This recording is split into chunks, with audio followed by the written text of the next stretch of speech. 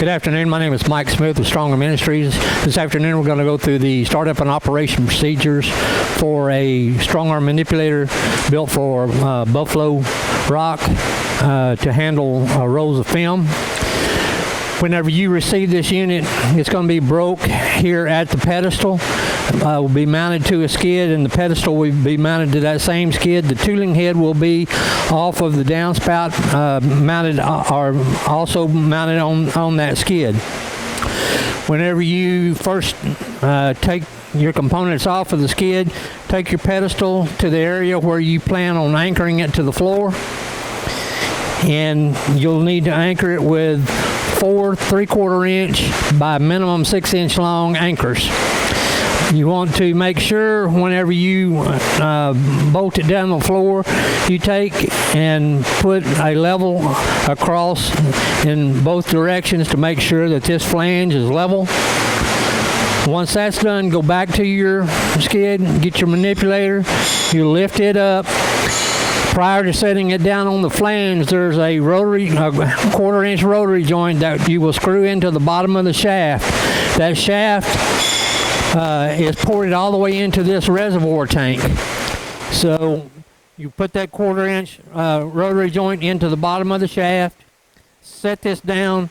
The bolts will be in the spare parts package that will be on the skid along with the rotary joint, and bolt this in place.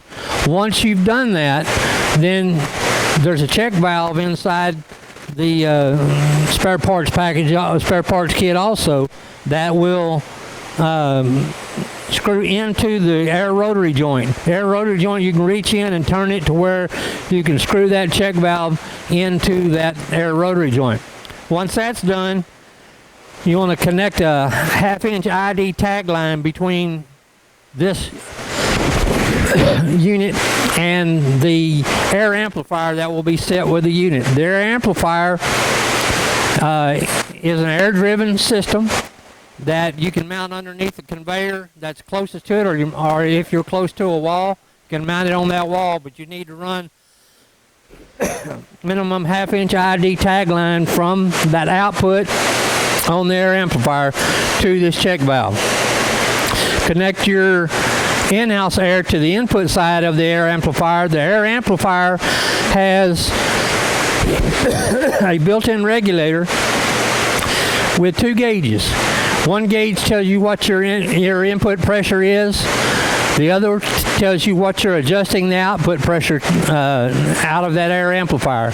This machine requires 100 psi minimum through operation, 125 psi maximum.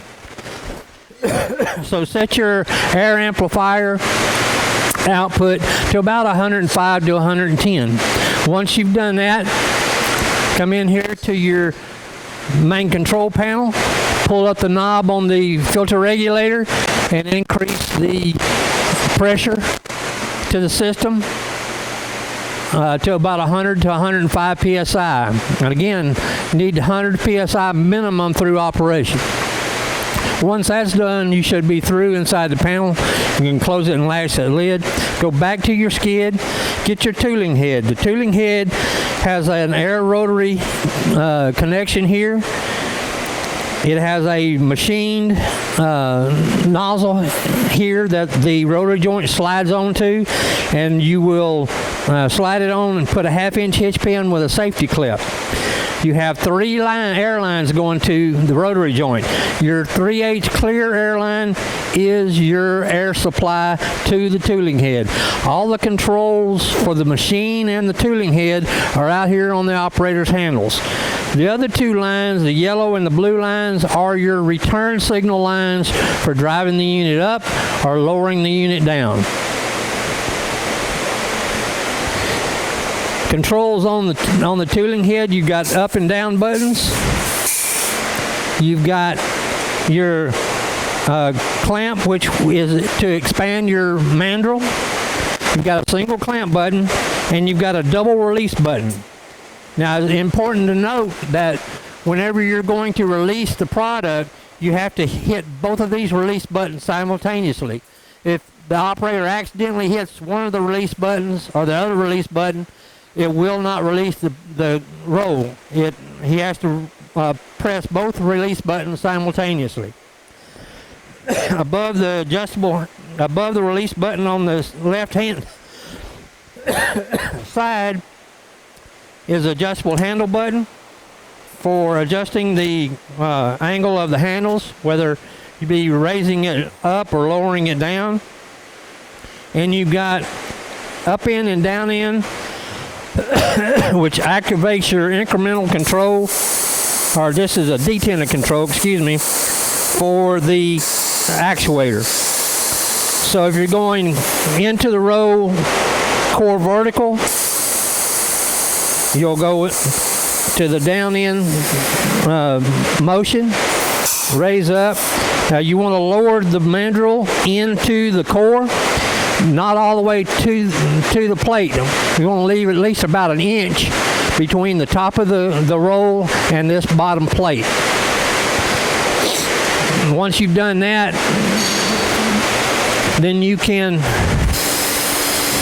engage your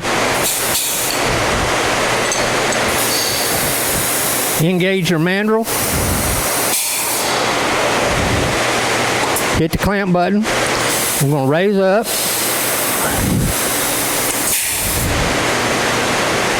Now we're up in.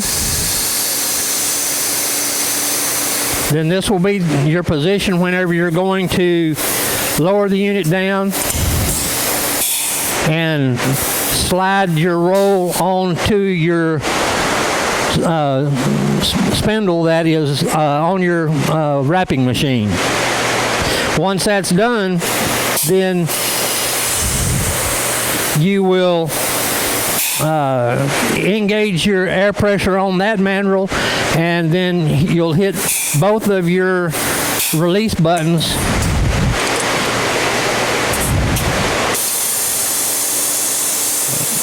You'll hit both the release buttons on the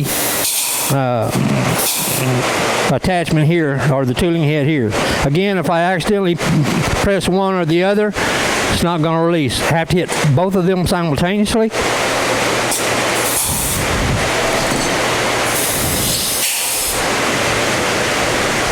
You got 360 degrees of rotation because this is an air passage rotary. So you got 360 degrees of rotation here, 270 degrees of articulation at the shoulder plate of the arm, which gives you've got 7.5 foot working radius of this machine with it fully extended, which gives you a 15-foot working diameter. You've got 360 degrees of continuous rotation here at the turret.